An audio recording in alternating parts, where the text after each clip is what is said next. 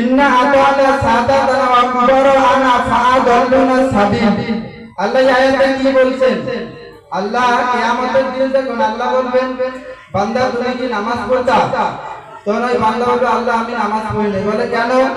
কারণ আমার বাবা মা আমাকে নামাজের কথা বলে না। কিয়ামতের দিন সন্তানদেরকে যখন আল্লাহ তাআলা জিজ্ঞাসা করে বান্দা তুমি নামাজ পড়তো, তখন ওই বান্দা তার গার্ডিয়ান বাবা মাকে আগে বলবে আল্লাহ আমি নামাজ পড়ি নাই, কারণ আমার বাবা নামাজ পড়তো, আমাকে কখনো নামাজের কথা বলতো না।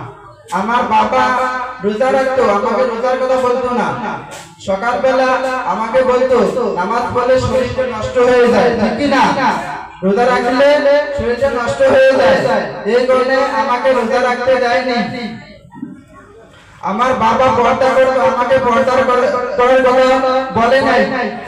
এই জন্য আল্লাহ আমাকে যে জাহান্নাম দিতে হয়, আমার থেকে ডবল শাস্তি আমার বাবা মাকে দিও।